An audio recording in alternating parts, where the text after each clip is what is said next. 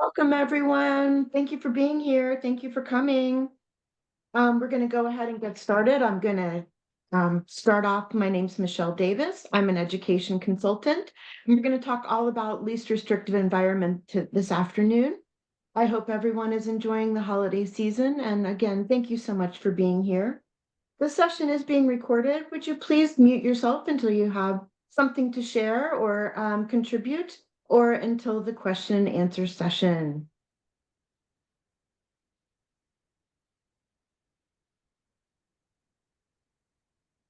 While we're waiting just a minute while some other people come in today, these are all the ways you can find me. If you appreciate the content that I'm sharing today, I would very much appreciate either a Google review or some nice comments, but I'll mostly appreciate if you'll go to my YouTube channel, which is Advocate with Michelle at ABC for Success, and subscribe. I'm seeking 1,000 subscribers so I can start my parent support call-in show.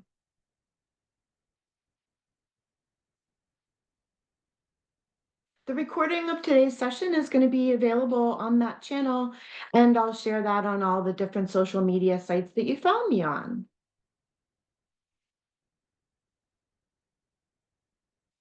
Yes, you're going to be able to access slides after the presentation.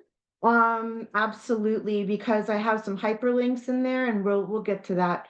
But yes, you'll absolutely be able to access the slideshow.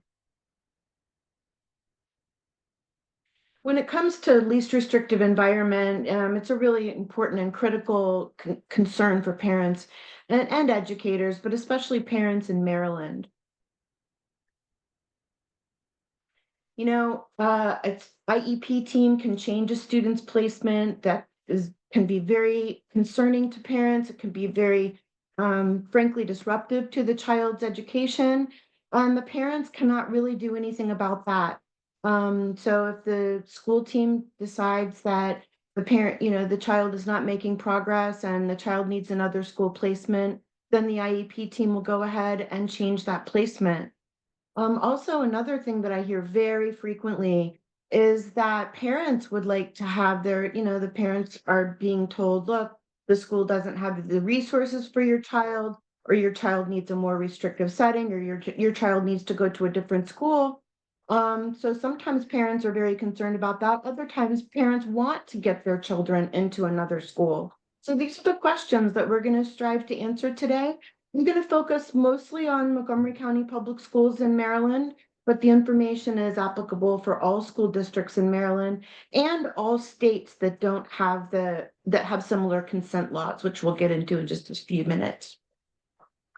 So you probably have heard least restrictive environment, LRE, LRE, LRE. But what does it really mean? And this is from the federal law, IDEA, the Individuals with Disabilities Education Act. So the least restrictive environment means that the student with a disability, the child with a disability, must be placed in the regular classroom unless they cannot be satisfactorily educated alongside of their non-disabled peers, even with the provision of supplementary aids and services. So are supplementary aids and services absolutely critical? They absolutely are. So if you'd like to go get your child's IEP, or pull it up on your email so that when we get to the section of talking about Maryland's online IEP and the supplementary aids and services, you'll be able to look at your child's IEP in comparison to the online template that provides, all of the, or not all, but a lot of the supplementary aids and services. And this is going to relate to behavior supports and interventions as well, through a functional behavior assessment or through behavior intervention plan. And hello, welcome everyone. When you're coming in, would you please mute for me? And please do remember that we're recording today. Get ready to go. But be so gentle lifting the clutch. So gentle. And obviously you're sat. Thank you so much. Okay, so the supplementary aids and services, again, a student should not be removed from the regular classroom unless this education alongside non-disabled peers is impossible or cannot be satisfactorily achieved with the use of supplementary aids and services. So this link right here to this on this slide is to the Maryland Online IEP. And please do forgive me, I have to scroll here. And we're going to get to section, we're going to go past the accommodation section. And by the way, you can check out all about accommodations on my YouTube channel, which is Advocate with Michelle. Because I did about 4 months ago, I did a session all on these accommodations. But check out the supplementary aids and services. This is going to be on section Roman numeral number 3 on the Maryland Online IEP. So if you're thumbing through your child's IEP or an IEP trying to look for this section, you're going to look in the top right-hand corner under the special considerations and special factors, which are the supplementary aids and services. So Maryland has 4 or 5 categories of supplementary aids and services. We don't have time to go through all of the supplementary aids and services, but if you look at these, they're here with the instructional supports. And this is where the IEP team, hi everyone, good afternoon. Please, thank you so much for being here. Please do mute yourselves when you come in until you have a question or until the question and answer, which will just be in just a few minutes. Thank you so much. So these are the instructional supports. You can see how the IEP team, you've always wondered, how does the IEP get developed?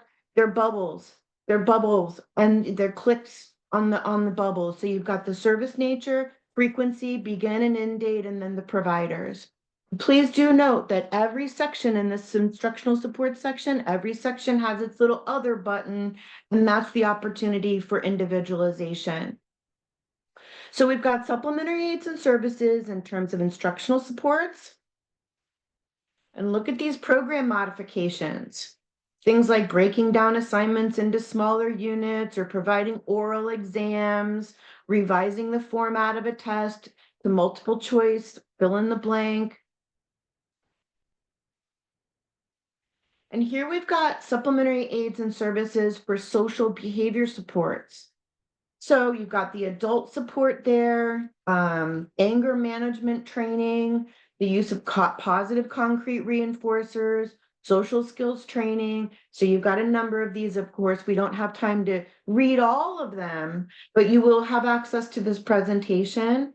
And when your child is, if the IEP team is seeking to change your child's placement, or if you are seeking to change your child's placement, this is one best place to start in the IEP, the supplementary aids and services. There are also supplementary aids and services for physical and environmental supports.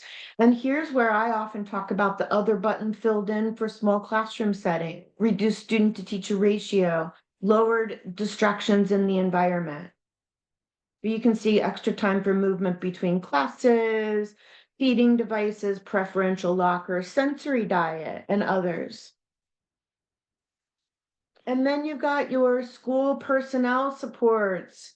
Parents, here's where you have parent counseling and training. I bet you've never seen that on the IEP, or very rarely. You've got your assistive technology consult here. All of your consults by your specialist are here in the school personnel parental supports of the supplementary aids and services. I like to put staff training, ask the team to put staff training in there as well. So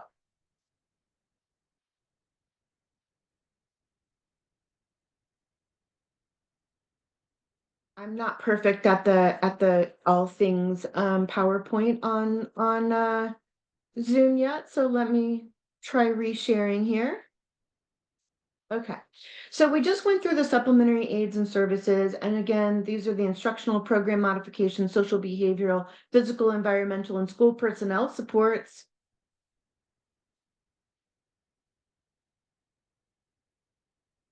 All right, it's quiz time. What do you think? Is the general education classroom, the regular classroom, always the appropriate, least restrictive environment for all children with a disability? What do you all think? Yes or no? No, it's not. The general education classroom is not always the appropriate, least restrictive environment. How important are social, emotional, behavioral functioning to, let's say your child, I just got a call the other day, which I get many of from a parent whose child is eloping from the classroom. It's a homeschool model, it's a general education classroom model. There are not too many special education resources. They can't afford a dedicated aide. They don't have the resources to put a dedicated aide in place. So the mother is very concerned, as any parent would be, about a child leaving the classroom, leaving the school building, um, you know, having peer conflicts, having, uh, adult conflicts. So when we take a look at the social emotional functioning before any change in a least restrictive environment, the school has to max out all of the appropriate behavior interventions and supplementary aids and services. And so I don't think we'll open up, well, yeah, we will. I guess we'll open up the IEP again because I want to show you here where the functional behavior assessment, we're going to go up top to an earlier section of the IEP. And this is also in the this is in the special considerations and accommodations section. And here, your child's IEP, if they need a more intensive placement or if they need behavior interventions and supports, will be this section here. Behavioral intervention should document the functional behavior assessment and the behavior intervention plan that was developed to address any behaviors that are interfering with learning, or any behaviors that are concerning the team such that it's considering moving the child to a different school, changing the child's program, changing the child's placement. And in Maryland, the advocates in Maryland have passed a very special and important law where the parents have to absolutely consent to the use of restraint and seclusion, which is now not allowed in public schools. Okay. So that is where you're going to find the very, very important behavioral factors of whether a child's program is working or whether they need a more or less restrictive setting. But what is placement? What is placement? Placement is two prongs. There's two prongs to a placement decision. First prong is going to be the services on your child's IEP. That is, how much special education is that child receiving? Where is the specially designed instruction being provided? Is it being provided in the regular classroom? Is it being provided out of the general education classroom? And then the school location. So some of you might have students in an autism program, for example. There's an autism program, and that autism program is located in a certain school location. So maybe the autism program has 23 out of 30-ish hours a week of special education outside the regular classroom. And then the school location is whatever school is listed. And those two things together indicate placement. So in Montgomery County and most districts in Maryland, and are these factors, these program processes, okay? And the flags that you're going to look for, if you believe that the school might be seeking to change your child's placement, or if you would like to have the team consider changing your child's placement, meaning the services and the location, or just the services or just the location, are these things. Okay. The first thing is the school has to have someone from the central office at the IEP team meetings in order to make any changes. So if it's just you and your child's school, or just the local school IEP team, then it's very unlikely, probably not possible, to have a substantial change of placement occur. The second thing you're going to look for is if the team or you are seeking to update assessments. Oh, we wanted to conduct a new psychological evaluation, or we want to conduct a functional behavior assessment, or we want to conduct a speech and language or occupational therapy or educational assessment. When new assessments are being discussed, there's always that possibility of, okay, new assessments lead to IEP changes, which lead to a change of placement potentially. Hi, everyone. Thank you so much for being here. I'm sharing my screen so I can't see everything going on with people joining. But when you do join, please know that this session is being recorded. I do intend to post it on my YouTube channel, Advocate with Michelle. And if you'd please mute for me until you have a question or until we have a question and answer session. I just want to keep my eye on time, which we are doing awesome with. Okay, so these are what we're talking about right now are some things to look for when you would like to have a change of placement, more or less restrictive, or if the school would like to have a change of placement for your child, more or less restrictive. Again, placement is additional services or a change of location, meaning literally a change of school. Okay, so if the behaviors are interfering with learning, we're talking about functional behavior assessment, behavior intervention plan. And I probably should have put the bullet, it's 1, 2, 3, 4, 5, it's the sixth check mark down. The school implements maximum supplementary aids, services, and behavior interventions with fidelity before any substantial change of placement needs to occur. This is the most critical part. And I've linked for you the current Maryland State Department multi-tiered system of support. Multi-tiered system of support means, look, if the child's not doing well in the classroom, give that child more intervention, give that child more individualized supports. If those aren't working, go up the chain, go up the ladder, provide more and more supports until you get the right match and the child is meeting the district standards. Meeting the district standards or exceeding the district standard. And what are those district standards? We'll have to go to that in another session, but basically accessing the curriculum, doing well on the state testing, being proficient with the district testing. Okay, so all of these are things that kick off the process to look at a different placement, a change of the least restrictive environment.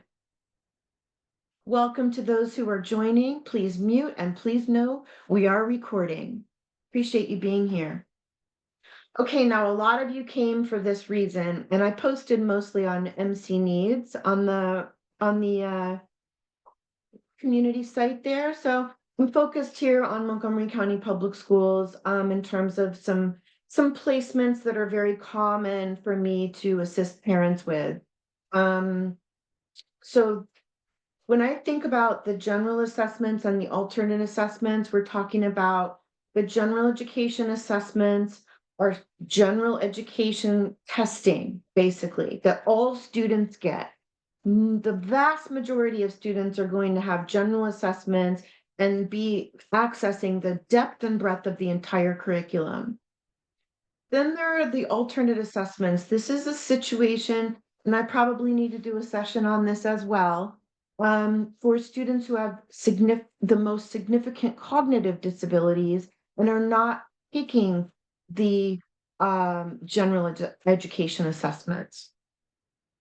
And when I provide this slideshow for you, you're going to be able to go into, let's say, SESES program. That's a special education, social emotional services. Social emotional services, special education. You're going to be able to see all the locations in Montgomery County Public Schools. And every district has this publicly available. I hear all the time from parents, why do I have to pay a consultant or an advocate in order for me to know where the programs are located and what those programs do? I'm sorry that it is that way sometimes, but I'm here for you. So there's Elementary Learning Center, there's the Connections autism programs, Autism Resources Services, Bridge Programming, Learning and Academic Disability Program, Twice Exceptional, and then the homeschool model, which is an inclusive education model, mostly what I work with in terms of families. I did not include you all physical disability programs, visual disability, deaf and hard of hearing programs in this list. then for the students who are taking alternate assessments, of course, students taking alternate assessments can be in the general education classroom or in a special education classroom for any part of the school day. But these are some common programs, regional programs that I commonly work with parents and IEP teams with. The Learning for Independence, the Classic Autism, the School Community Based, the Extensions programs, the Carl Sandburg Learning Center, which is a separate public school. And then you can see this is a link here to all of the information that I just shared. Okay, so for those, since some of you came in a little bit, a few minutes ago, I'm gonna say the main reason I'm doing this session today is because IEP teams can change a child's school and can change a child's placement and program, even if the parents disagree. Most parents who call me, out of thousands of parents, I'd say probably 90% think, well, if I don't agree with the IEP team, I'll just not sign the IEP. But unfortunately, that's not the way the consent law works in Maryland. The way the consent law works in Maryland is the only IEP that parents have to provide consent for is the very first initial IEP. That might have been when your child was 3 years old or 5 years old, could have been last year. But every subsequent IEP from that time forward, it will move forward. The IEP team can change your child's program and placement, even if you disagree. And then you're going to have to use your procedural safeguards and your dispute options. Similarly, I get lots of calls from parents saying, look, the school's saying that they can't meet my child's needs. My child is misbehaving. I have to pick my child up every, 3 times a week because of their behavior. My child is not making progress in reading. He's 3 grade levels below in reading, and the school can't provide a research-based reading intervention. What do? I want to change my child's placement and program. What we're talking about today is giving you the advocacy tools to start off the new year of 2025, filling up your advocacy toolbox so that you'll have an understanding, a better understanding, and be able to come to an IEP table as more of an equal partner with the school-based members of the IEP team. Okay, now, there's a lot of non-public private schools for special education in Maryland. And some of those schools are available for public funding, and some of those schools have students with disabilities funded by the public school system. So parents are always interested in how do I get my child to a non-public school? All of the things that we talked about are applicable, 1,000 times because, you know, a separate school, meaning removing a child with a disability from students who are not disabled for all of the day, usually with a long bus ride, with no access to peers who are non-disabled, is a very serious decision for an IEP team. And most of the school districts in Maryland, Montgomery County included, have a two-pronged process where the local school team has to decide. I'm going to go back to this slide. The local school team, your child's school, has to decide the child's not making sufficient progress no matter what we've done. We've done all of these things and he or she's still not making progress. The child's not meeting the state and district standards. Behaviors are interfering with learning. Or there needs to be a change in general education assessments or alternate assessments. The school updates the assessments for the children who are suspected of needing a more or less restrictive setting. Some parents have children in separate settings, regional schools, and they're like, I would like for my child to go back to their neighborhood school. So it's not always about going to a more restrictive placement. Sometimes it's about going to a less restrictive placement. Coming out of the non-public schools to a less restrictive setting where there's at least some access to children without disabilities. But once all of this happens, the supervisor is involved or an instructional specialist from the central office is involved and allows the team to make a referral to what's called the central IEP team. The central IEP team is the only team that can provide placements in separate schools, public schools like Coral Sandburg Learning Center or Rock Terrace. And it's the CIEP or central IEP team is the only team that can also send out referrals or basically applications to non-public schools.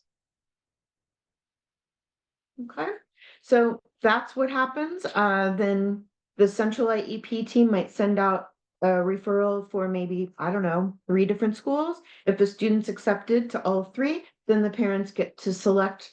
And if the child is accepted to one school, then that becomes the child's program placement.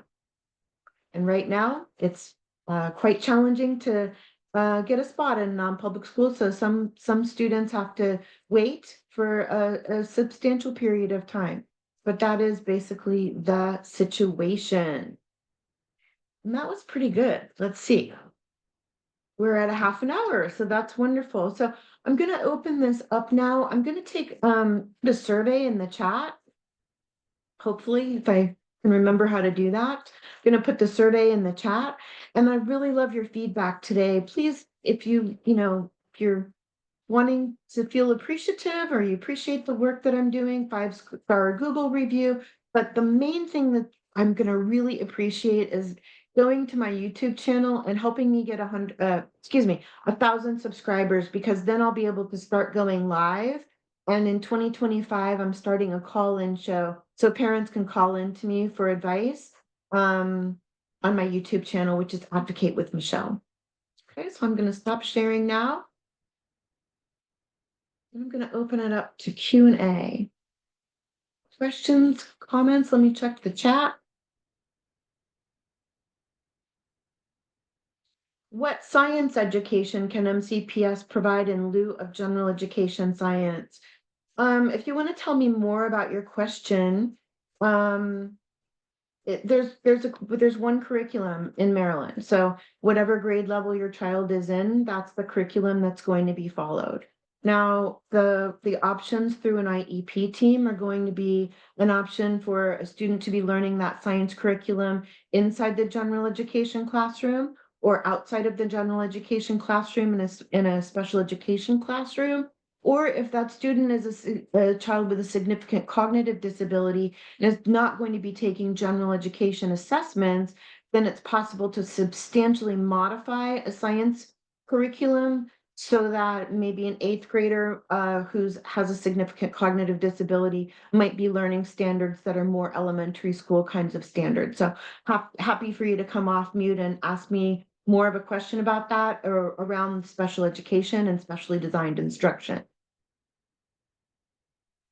Let's see, I've got another question here. You mentioned you mentioned emotional needs and school resources. For a high school student with extreme anxiety who needs a lot of mental capacity to go through a full-time school day and currently has a functional behavior assessment and a behavior intervention plan, would an abbreviated schedule, spending less time at school, be considered a violation of a free appropriate public education? Would being in a bridge or a social emotional special education services, SES program, be more helpful for a student to manage the full school day? This is a very common question for me, very interesting and common question. Especially a lot of our adolescents are having a lot of anxiety and difficulty attending school all day, difficulty getting to school, difficulty managing during the school day. So first, I see, your question says that this particular situation, there is a behavior intervention plan. So I'm sure you'll look at all the supplementary aids and services. You'll maximize, that student's ability to manage the anxiety through the day. The question is about an abbreviated school day and whether a special education program, a different special education program might solve that. I mean, the answer is maybe. I do have certain situations, for example, a student having a lot of anxiety and then landed in a bridge program doing beautifully. Bridge is a program where there's most of the Bridge programs have like almost like a suite of classrooms within a regular school building, so it's a little protected. I'm holding my arms in a little hug circle. And it is a small classroom setting. So that can be quite beneficial to reduce anxiety. Of course, I'm not here to provide advice necessarily for your particular child, but it's certainly a small classroom setting, along with the therapeutic supports that are baked into a Bridge and an SESES program, could very well help a student with anxiety. Now, on the other hand, there are some other aspects of different programs, like an SESES program, in terms of other student behavior, or sometimes students feel too confined within a special education classroom all day, and that raises anxiety. So as we know, all of us human beings are individual people, so that will just relate to the individual student. And please follow up if I didn't fully answer your question. Oh, but in terms of partial day, that's going to be a big deal. So there's usually a need to have um, a medical reason for a partial day. Um, we haven't talked about home and hospital instruction here, or in Montgomery County called interim instructional services, but certainly that would be considered, because if the child's in a crisis and unable to attend school, then sometimes the doctor will recommend partial day paired with a service like interim instructional services or home and hospital instruction. Okay, so I've got another question. Thank you for your questions. Um, Here's another chat. What's the next step after the instructional person has come to the meeting? And do you have to agree with an alternative school for a certificate if you want your child in an autism school for a high school diploma? Okay, wow, there's a lot in there, and I'm happy to take my try here. So this person, I'm assuming a parent, is asking about, do you have to agree with an alternate assessment? No. The wonderful advocates in Maryland, um, and I was really involved in this exciting process to change the law so that when the school team says that your child has a significant cognitive disability and that your child qualifies for the alternate assessment, which normally comes along with not getting the depth and breadth of the full curriculum, and it normally comes along with not a high school graduation pathway, but instead a certificate pathway. So the child's not going to be earning a diploma. The advocates in Maryland passed a law that says that parents do not have to consent to that. So no, you don't have to consent to the alternate assessments, and therefore this the team, unless it challenges you, which it can, but the team will generally say, okay, the parent said no to the alternate. The parent wants the child to have a high school diploma pathway and learn the general education curriculum. So no, you do not have to consent to the alternate. I don't know of many situations where the school is challenging parents, but certainly we should be prepared, because the school team can challenge the parent if the parent says no to a certificate outcome or to an alternate assessment. What's the next step after the instructional person has come to the meeting? Well, just because an instructional specialist or a supervisor comes to the meeting doesn't always mean that the school team is going to be changing the student's placement, but sometimes it does, because those people come from central office to your IEP meeting in order to basically allocate the resources. Now, I know an IEP team should contain someone that can allocate the resources in every meeting, but that's another session for another day. That doesn't always happen. So I think it just depends on your situation. Um, Sometimes there will be a central IEP team meeting referral. Other times there'll be a follow-up IEP meeting where you'll see representatives from different programs start to come to your meeting. If a representative starts to come from SESES, or a representative starts to come from the Bridge program or for the autism unit, then you're going to know that there's a good possibility or likelihood, after the assessments have been updated, after all the documentation about lack of progress, there's a good possibility if those kinds of people, other representatives from different programs start coming to your child's IEP meeting, there's a likelihood that that child's program is going to have get changed, or there might be a change of placement. So again, please let me know if I don't answer your questions fully. Thank you again for all of your questions and for being here, everyone. Okay, here we go.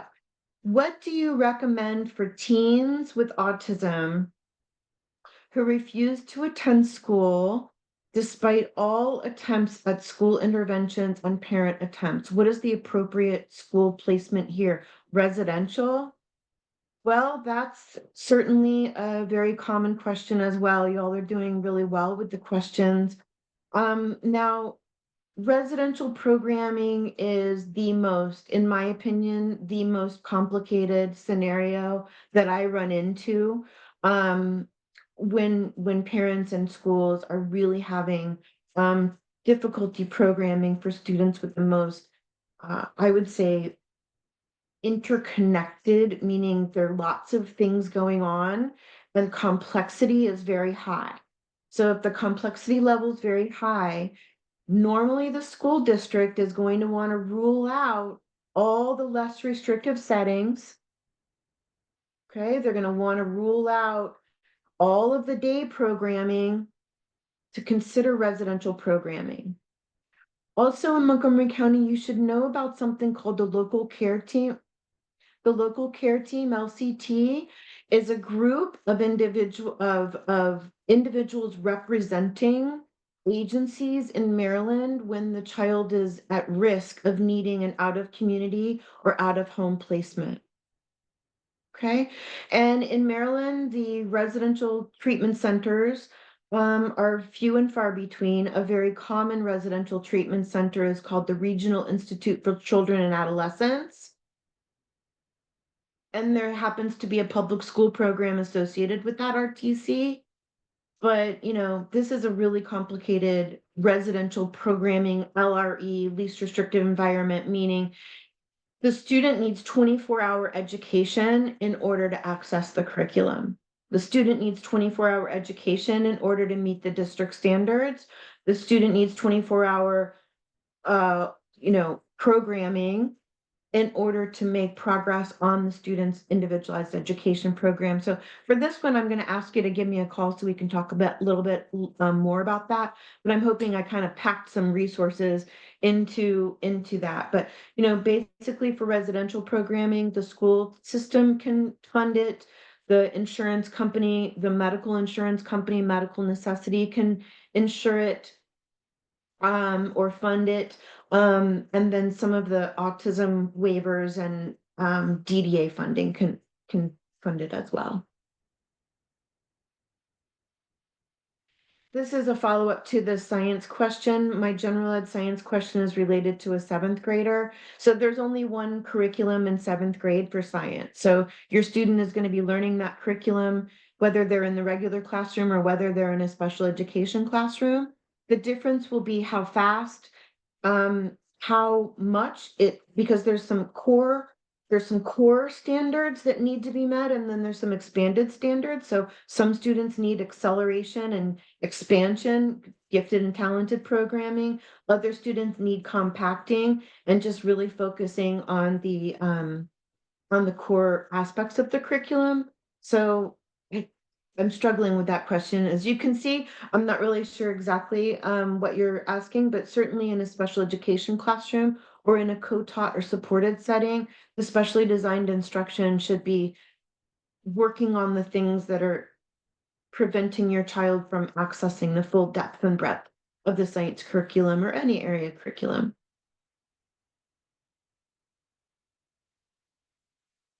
Thank you again for your questions. Okay, here we go. Does the amount of staffing support, example one-to-one aid, and environmental supports, example sensory calm down area, special chairs, etc., depend on each MCPS's school resources? Love that question. Or does it depend on the principal's willingness to allocate the resources? That is an absolutely fascinating question. Um, I don't exactly know. I don't know the answer about how the funding streams work. That's too complicated for me. What I do know is when a student needs something, there's a very systematic process for evaluating whether the student needs that something and then getting it put into an IEP. And when it gets put into an IEP, this should be a moot question. This should be a moot point because when it's in the student's IEP, it absolutely should never depend on a principal's willingness to implement an IEP or not implement an IEP. So I hope that answer makes sense. So I don't know exactly about the funding streams and how all that works. After 35 years doing this, I leave that to different people. I'm just an expert in special education. But what I can tell you is if your child has on the IEP, the sensory calm down area, special seating, amount of staffing support, and I'm gonna say something in Montgomery County about a one-to-one aid. This is gonna be called an additional adult support, and those of you who know that you've got lots of different vocabulary words for what Montgomery County is going to kind of talk with you about. Oh, well, we need to put in for this amount of staffing, or we need to put in for this title of staffing, or this type of paraprofessional. That really, to me, should not be the parents' expertise level, right? If the student needs an additional adult support, and the word is additional adult support, because remember when we looked at the supplementary aids and services and the bullet item was adult support, that does not mean that there's an additional adult necessarily being hired for your child. It just means that the student is getting adult support. Okay, so then there's that part in the supplementary aids and services under the clarify location and manner. It should be very clearly spelled out how that adult support, how many hours, for what reasons, in what environments, for what purposes that additional or adult support or one-to-one aid is needed. Okay, so I think I covered that. The important thing is to get these things properly placed into black and white. As we say, the four corners of the IEP form the foundation of a free, appropriate public education, and then the implementation of that document provides the programming, which is the free, appropriate public education. So it should not, if something's in an IEP, it should never be up to a principal about whether we're going to allocate this thing or that thing because an IEP needs to be fully implemented. I think some other people are coming in, and hello and welcome. Thank you very much for being here.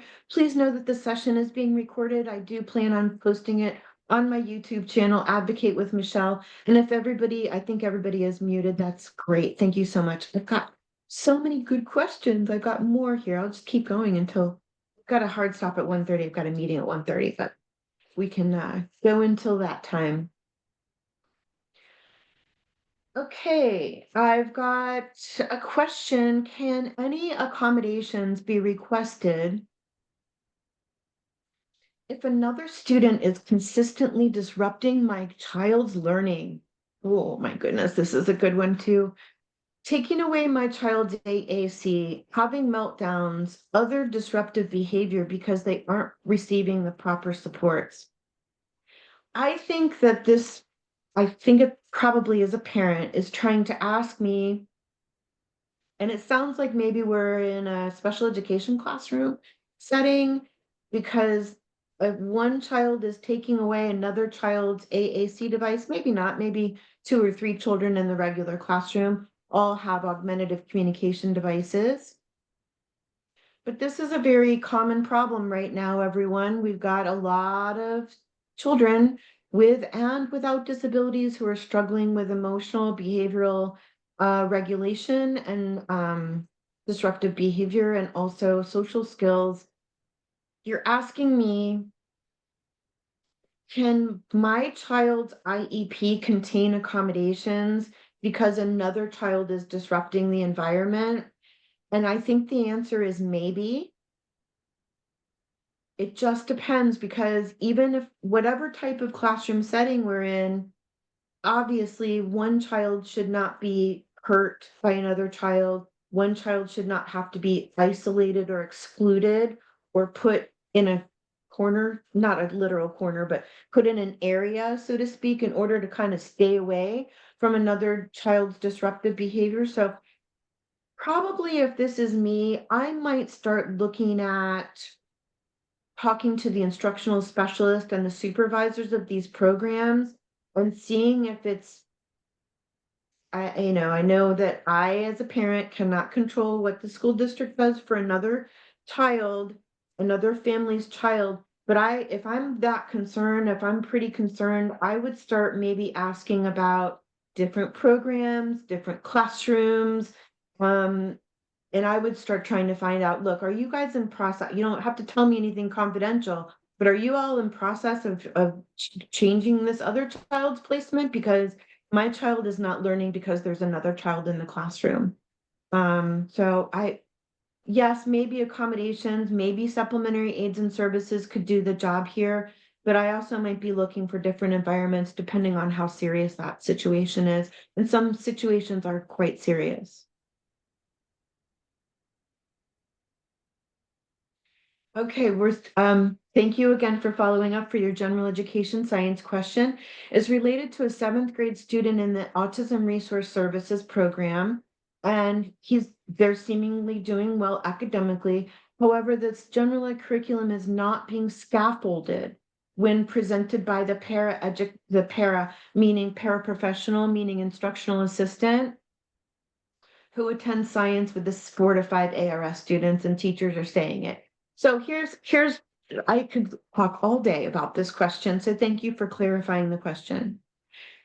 When an instructional assistant or a professional is listed on your child's IEP to support them in the regular classroom, whether it's science, art, music, social studies, English, doesn't matter what subject. And this is Michelle's opinion, my opinion, there's some basis for it, but I do not believe that an instructional assistant can, for the most part, meaning has the skill level, the training, the expertise to design specially designed instruction or to design special education. So that scaffolding of the curriculum should not be being done by this, in my view, instructional assistant. But what I would do in your case, I would say, send me your child's IEP. We would look at the role of the instructional assistant in the services section and see how it's defined. I hope that it doesn't say that the instructional assistant is going to be scaffolding and adjusting or adapting the curriculum, because that is the job of a special educator. The special educator and the special educators oftentimes who have, let's say I have an ARS classroom, autism resources services classroom, and periodically I send my paraprofessionals out into the general classroom with some of my students to support them. I need to be supervising them, training them.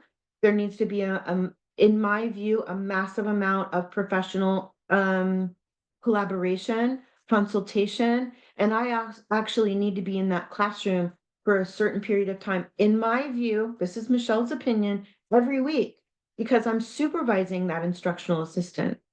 So I hope that makes a little bit more sense. I don't think this is as much of a curriculum question as a delivery of specially designed instruction question. And it is a big problem.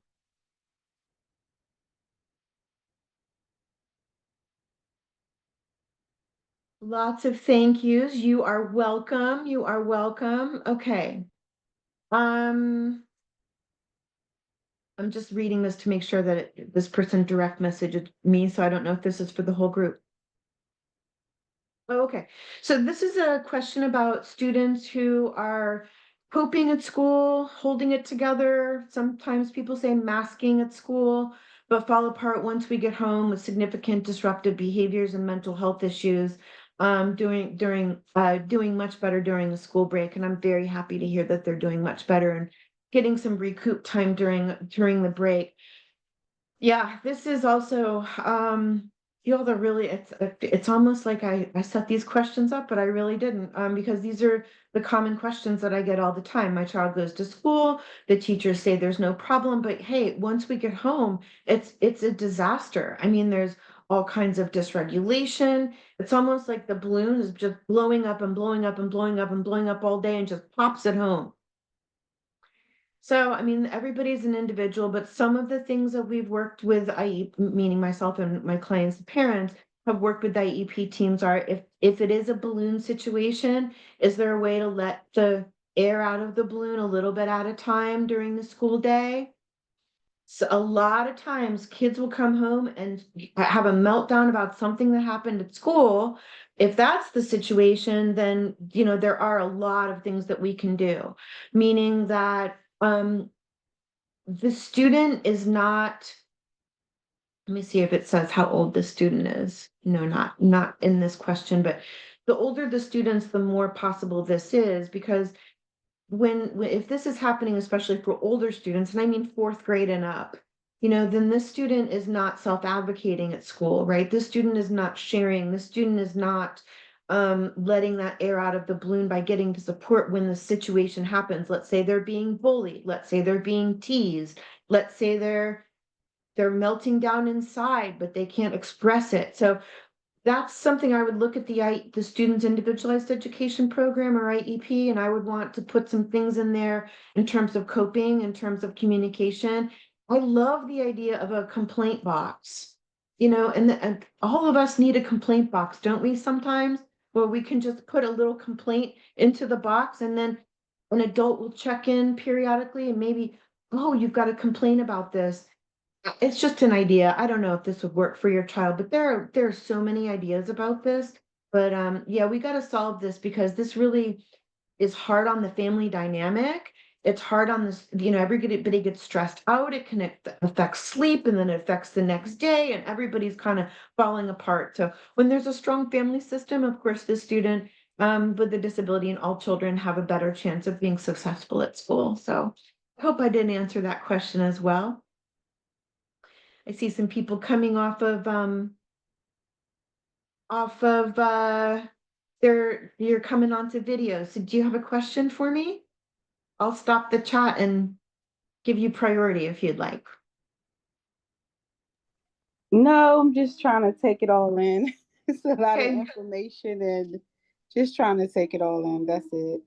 you got it. It's great to see your face. Thank you very much Yeah. for being here. Thank you.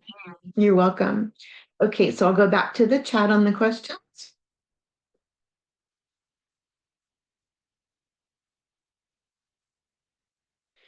Oh gosh, is the term one-on-one support the same as critical staffing? No.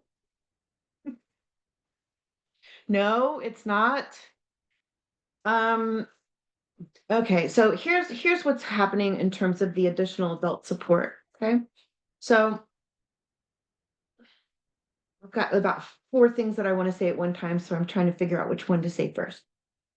Critical staffing, there's not a thing called critical staffing on an IEP. Okay, so critical staffing is an MCPS thing where there's the principals are allowed to, with a mountain of documentation and data, they're allowed to petition, that's the right word, petition to the central office for more staffing for a student. That's what critical staffing is. You're not going to find critical staffing on an IEP most of the time, almost all of the time. I can't think of a time that I've seen the word critical staffing, because it should be additional adult support. And one-on-one support would be under that clarify location and manner. Look at your child's IEP where it talks about the additional adult or the adult support or the critical staffing or whatever it is, and look underneath clarify location and manner, because there should be a description of what that is, and it should say one-on-one, and that means like this: I'm the one-on-one, this is the student, one-on-one. Okay, and that's very rare, very, very, very rare, because number one, it's highly restrictive. Sometimes it's necessary, but it's highly restrictive, meaning it restricts that student from being engaged with the environment. Okay.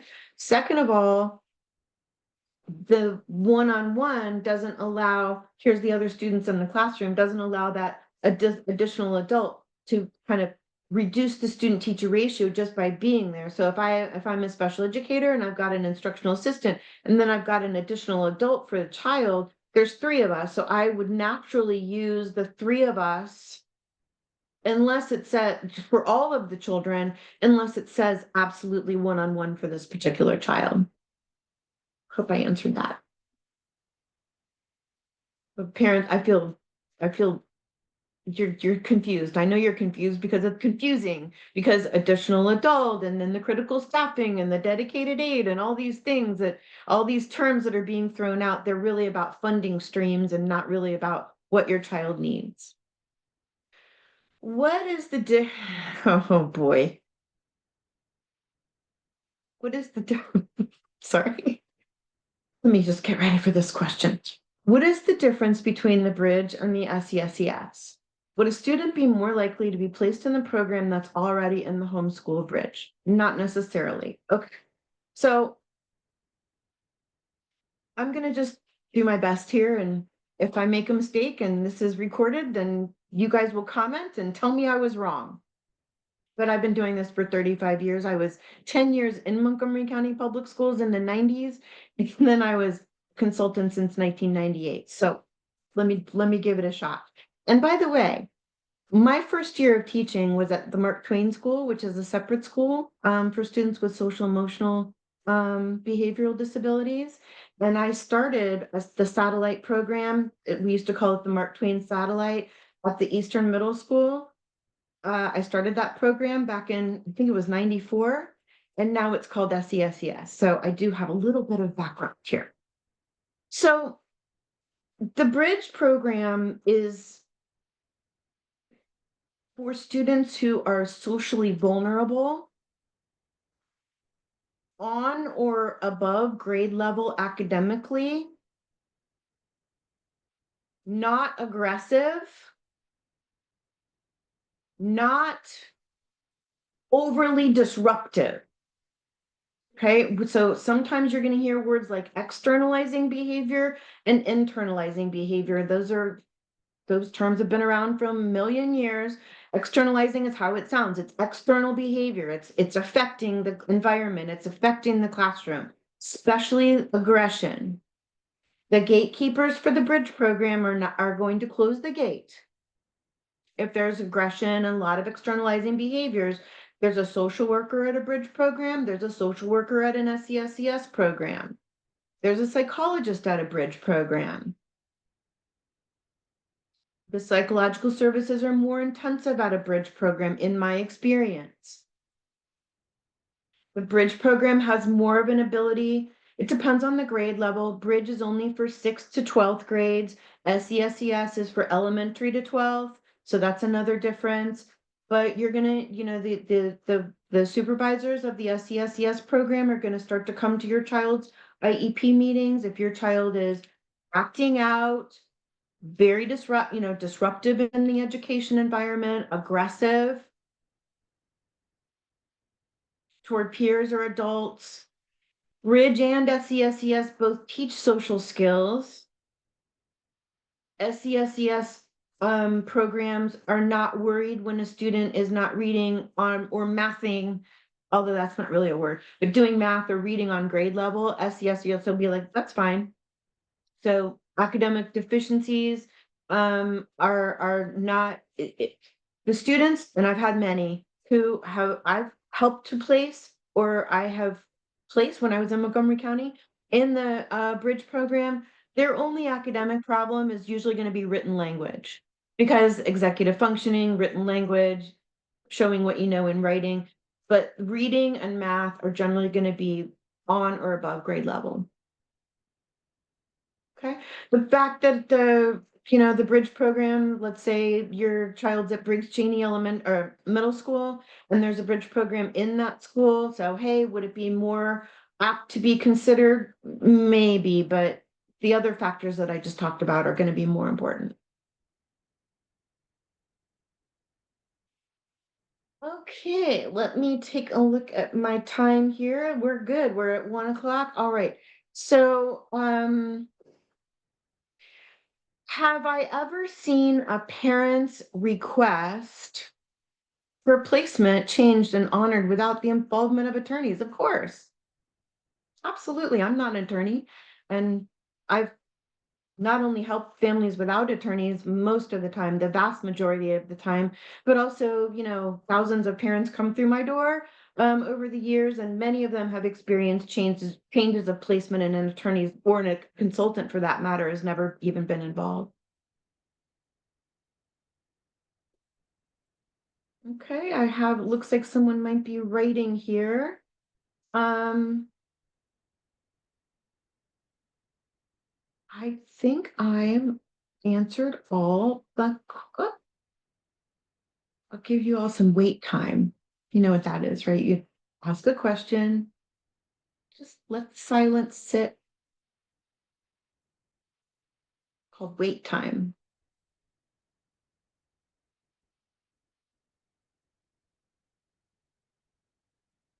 Okay, great questions. Great questions. Couple more are coming in here. So the question is, what if a student has straight A's in a, let's say, a non-bridge or a non-regional program, straight A's and high standardized test scores,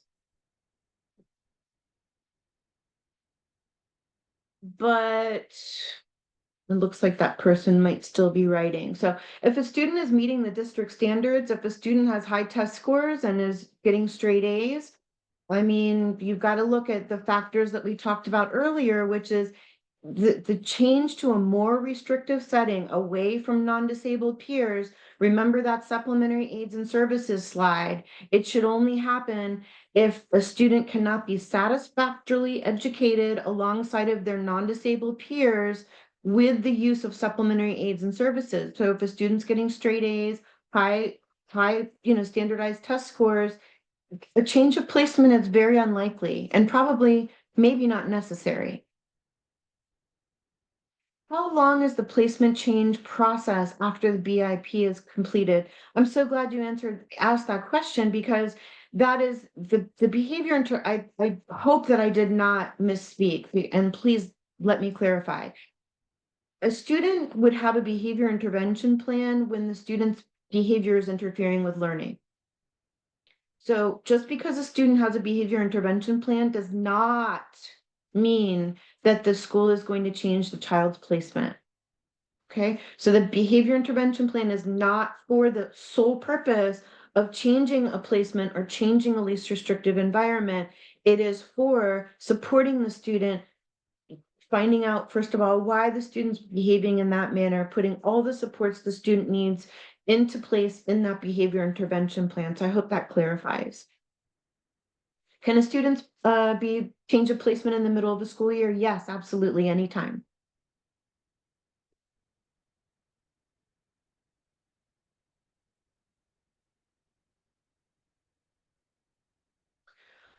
This question is, the student that we were talking about earlier with the straight A's and the high test scores is getting a poor mark in one class. So the answer would be to go back with, okay, what kinds of supports do we need? Are we maximizing all the supports, and see if we can't, get that student to be more successful. But the question would be, is getting 1D out of all of that not meeting district standards in general, or is that indicative that the child's not making progress? I mean, certainly we'd have to look at a cluster of data and a cluster of information to help answer those questions.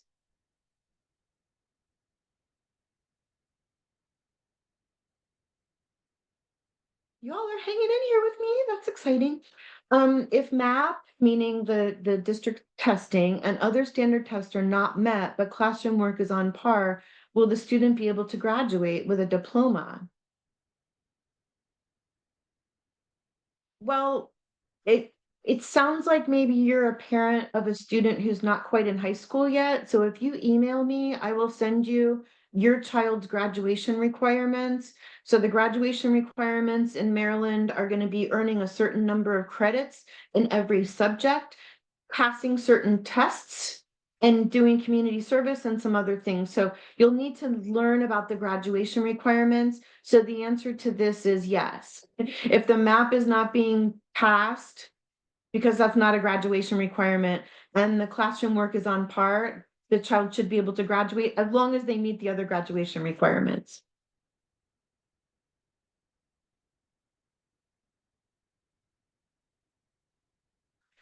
Okay, and I think the last question that I might have is the parent is asking that because the child's in a supported setting already, the child has support in the general education classroom, would they necessarily be kind of jumped to the more restrictive setting of like a bridge program or an SESES or a non-public school? And that's just such an individualized question. I'd really like the opportunity to get to know your child through the documentation and look at the whole totality of what the child is really going through to figure out kind of what I call the GPS destination. Where do we feel like we would like to go, but not just feel like we would like to go? Where's the data showing us we should go in terms of just that right match in terms of where the child's least restrictive environment is?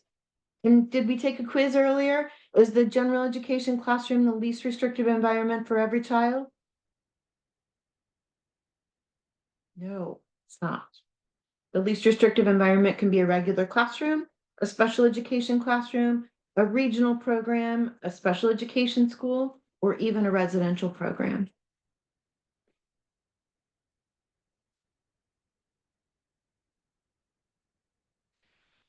I'm going to put in my chat, there's a parent chatting me. I'm going to put to everyone my email address. Oh, actually, I'm going to show the slide. I'm going to show did I even put my email address on the slide? I'm going to chat my email address. And could you please send me an email? Because when I close this meeting,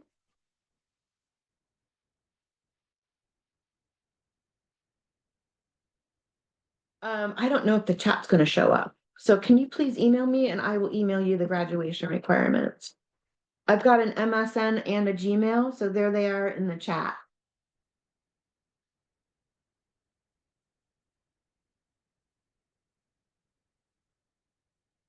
Okay, so this was all about least restrictive environment. I do feel like I want to follow up with you. I had a little poll here. But could you just email me and so let's make it easier. Could you just email me and tell me what other topics you would like me to cover? For example, if you're a parent and you're parents who want to know more, well, what if my child's placement does get changed and I don't agree with it? Because my child is now going to be bused, an hour each way, and I just can't agree with that. What are my options? That kind of thing, because we didn't talk about that at all today. But could you just email me and I realized that I didn't put this to the whole group. Could you just email me your topics that you'd like me to cover? Because I'm really interested in providing extraordinary service.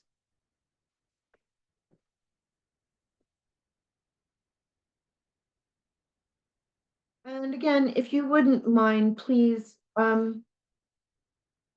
if you enjoyed what I'm doing and you like the time that I put into it to share with you all, please do subscribe to, am I on the right slide? No. Please do subscribe to my YouTube channel. Please do